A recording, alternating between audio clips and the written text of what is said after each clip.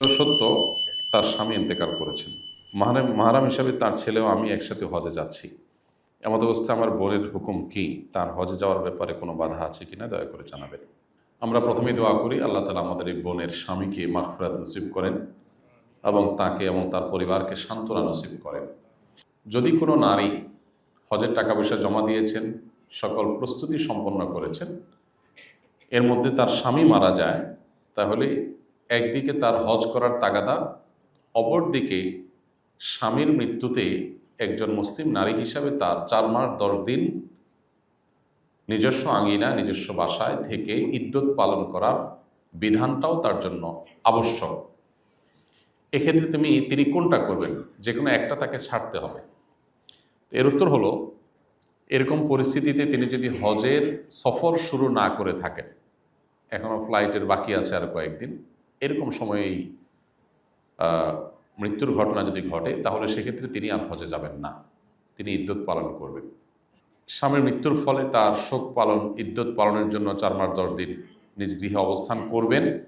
এটা করতে গিয়ে তিনি যে হজ মিস করছেন, সেক্ষেত্রে তার ফরজ হজের কি হবে? এটার উত্তর হবে, পরবর্তীতে যদি কখনো তার কাছে হজ করার মতো টাকা থাকে, এত যদি ফিনান্সিয়ালি তিনি ধনী হন, সচ্ছল হন, যে এবার হজের জন্য যে টাকা দিয়েছেন এটা তো পুরোটাই মায়ের, অলমোস্ট এটাতে কোনো টাকা তিনি পাবেন না। মায়ের বলাটা অসুন্দর, পুরো টাকাটাই, 1 টাকাও তিনি ফেরত পাবেন না। এটা আসলে মায়ের না, এই পুরো টাকার সবই তার অ্যাকাউন্টে জমা হয়ে যাবে। সব আল্লাহ তাআলা এক কেউ কম দিবেন না, তুমি তো যাও নাই।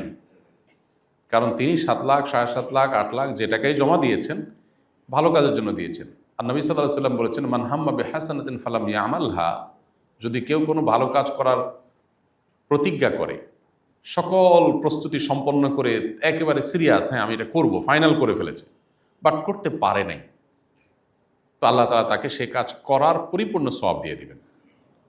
এজেন্সি আপনাকে টাকা ফেরত দিবে না, সৌদি গভর্নমেন্ট তার ফিগুলো ফেরত দিবে না, হ্যাঁ, বিমানের ক্যারিয়ার, বিমান কর্তৃপক্ষ তারা তাদের টাকা ফেরত দিবে না, কিন্তু আল্লাহ তাআলা সওয়াব দিবেন।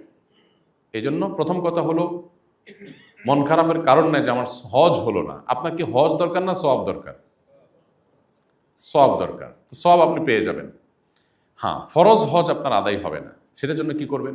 এত যদি আর্থিকভাবে সচ্ছল হন আপনি, যে এই টাকা যাওয়ার পরও আগামী বছর আমি হজ করতে চাইলে নিজে এবং একজন পুরুষ মাহরাম সাথে নিয়ে হজ করার মতো টাকা আমার আছে, অর্থাৎ আরও 14-15 লাখ টাকা আছে, এরকম যদি হয়, তাহলে তার উপরে পরবর্তী বছর বা পরবর্তী যে কোনো বছর হজ করা ফরজ হবে। আর যদি এই টাকা চলে গেছে, আমার কাছে আসলে আর টাকা নাই, যা আছে যেটা দিয়ে 2 জন হজ করার, মাহরাম সহ হজ করার মতো টাকা নাই, তাহলে আপনার হজ করতে হবে না, অর্থাৎ হজের কোনো ফরজ অনাদায় থাকবে না। এমন না যে বছর টাকা জমা দিয়েছি সামহাও আমাকে পরে এটা করতেই হবে যেহেতু যেতে পারলাম না, এমন কোনো কথা নেই। আপনার পরবর্তী বছরগুলোতে হজে যাওয়াটা ডিপেন্ড করবে আপনার সামর্থ্যের উপরে। সামর্থ্য থাকলে হজ করবেন, আর না হলে আপনার হজ করতে হবে না। এখানে যে টাকা গেলো এটা সব পরিপূর্ণভাবে পেয়ে যাবেন, এবং স্বামী মৃত্যুর কারণে আপনি সবর করবেন, বসে দোয়া করবেন, আল্লাহ তাআলা আপনাকে পরিপূর্ণ সওয়াব বসায় দেবেন ইনশাআল্লাহ। আর পাশাপাশি আরেকটা কথা, প্রাসঙ্গিক মাসআলা বলে রাখি, কেউ যদি হজের সফরে গেছেন, এরপরে স্বামী মারা যায়, সফরে আছেন, তখন মারা গেলে তখন কি করবেন? তো তার মাসআলার উত্তর হলো যে তিনি যদি হজের সফরে বেশিরভাগ সফর যেয়ে থাকেন, তাহলে তিনি হজ কন্টিনিউ করে শেষ করে আসে ইদ্যত পালন করবেন। আর যদি মাত্র রওনা দিয়েছেন, এখনও ফ্লাই করেন নাই এখনও, তাহলে সেক্ষেত্রে তিনি ব্যাক করবেন, করে ইদ্যত পালন করবেন। আর যদি হজের সফরে পৌঁছে গেছেন তারপরে হয়, একই কথা প্রযোজ্য, সফর শেষ করে যত দ্রুত সম্ভব তিনি নিজ জায়গায় এসে ইদ্যত পালন করবেন। মহিলাদের মাসিক বন্ধের ওষুধ খাওয়া যাবে কিনা? যাবে, যদি বড় কোনো সাইড এফেক্ট না থাকে এটা ব্যবহার করে যেতে পারেন। হজের সময় মাসিক থাকলে বিধান কি? হজে মাসিকরত অবস্থায় হজ করতে পারবে, হজের যে মেইন কাজ সব করতে পারবে, শুধুমাত্র তওয়াফটা করতে পারবে না। তো তওয়াফ সাই এটা আটকে রাখবে, মাসিক যেদিন ভালো হবে সেদিন তওয়াফ সাই করবে, দেখছে না? বিদায় তওয়াফের সময় মাসিক থাকলে বিধান কি? ওই যে বললাম, বিধান হলো মাফ। বিদায় তওয়াফ সময় মাসিক থাকলে কাফেলা চলে যাবে, বাস ছেড়ে যাবে। মহিলা মাসিক আছে, তাহলে তার বিদায় তওয়াফও করতে হবে না, আবার দমও দিতে হবে না। মহিলাদের চুল কি পরিমাণ কাটতে হবে এটা দেখিয়ে দিলে ভালো হতো। 1 ইঞ্চি, আঙুলের একটা কর পরিমাণ, বাস এটুকু কাটলে হয়ে যাবে। আমি এবং আমার মা হজের ফ্লাইট 29/5/2025, একই দিন আমারও ফ্লাইট ইনশাআল্লাহ। আমাদের জন্য হজে তামাত্তু অথবা হজে কেরান কোনটা উপযুক্ত হবে সময় বিবেচনা করে? 29শে মে মানে হলো হজের বোধহয় মূল হজ শুরু হওয়ার 4-5 দিন আগে, সম্ভবত 5-6 দিন আগে। তো 5-6 দিন আগে হলে আপনি যদি হজে কেরান করতে পারেন, আপনার জন্য কেরান উপযুক্ত।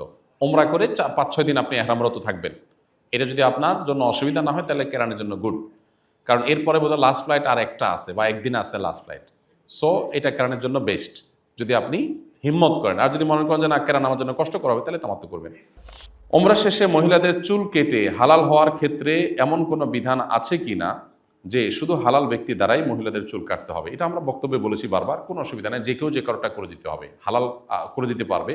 হালাল হওয়া জরুরি না, অর্থাৎ স্বামী এহরামে আছে এ অবস্থায় স্ত্রীর চুল কেটে দিতে পারবে। মহিলারা, 2জন মহিলা এহরামে আছেন, রুমমেট, একজন আরেকজনটা কেটে দিতে পারবেন, কোনো অসুবিধা নেই। মেয়েরা তওয়াফ ও সাই করার সময় কি কেটস পড়তে পারবে কিনা? হ্যাঁ, মেয়েদের জন্য তো সব অলমোস্ট লিগাল, তাদের জন্য সব, তারা সবই করতে পারবে। সব যত বিধিনিষেধ বেশিরভাগ তো আমাদের জন্য, আমরা যারা পুরুষ হয়ে জন্মেছি আমাদের জন্য। মেয়েরা পড়তে পারবে, কোনো অসুবিধা নেই, কেটস পড়তে পারবে। মেয়েরা এহরাম পরার জন্য নিয়তের আগে কি সুগন্ধি ব্যবহার করতে পারবে? না, মেয়েদের জন্য তো এমনিতেই সুগন্ধি ব্যবহার করার ব্যাপারে নিরুৎসাহিত করা আছে শরীয়তে, যে তারা বাইরে যাবে পরপুরুষ, তাদের শরীরে সুগন্ধ আসবে, এটা তাদের প্রাইভেসির খেলাফ হবে, এটা তারা করবেন না। এহরামের কাপড় সুগন্ধিযুক্ত গুঁড়া সাবান দিয়ে ধোয়া যাবে কিনা? সুগন্ধিযুক্ত গুঁড়া সাবান অ্যাভয়েড করতে হবে। আপনি এহরামের কাপড় ধুইতে হলে দরকার নাই তো সাবান ছাড়া ধোন। হ্যাঁ, আপনি যদি ওমরা করছেন, এখন হালাল হয়ে গেছেন, এখন তো আপনি সুগন্ধিযুক্ত সাবান দিয়ে ধুইতেই পারেন, কিন্তু এহরামরত অবস্থায় হলে শুধু ওইটাকে চিপ দিয়ে ধুয়ে ফেলবেন। হজে যাওয়ার আগে সাধারণত কোনো ঋণ থাকলে শোধ করে যেতে বলা হয়, কিন্তু জীবনে বিভিন্ন সময় বান্দার হক নষ্ট করা হয়েছে, কেউ মারা গিয়েছে, কারোর সাথে যোগাযোগ নাই, এই ঋণ কিভাবে শোধ করব? আনুমানিক একটা ফিগার বের করবেন যে কত টাকা হতে পারে, সব মিলিয়ে সে টাকা কোনো গরিব দুঃখীকে দান করে দিবেন, যে মালিক খুঁজে পাওয়া সম্ভব না, তাদের তরফ থেকে আমি দান করলাম, আল্লাহ তুমি তাদের অ্যাকাউন্টে দিয়ে দিও। এটাতে ইনশাআল্লাহ আপনি দায়মুক্ত হতে পারবেন।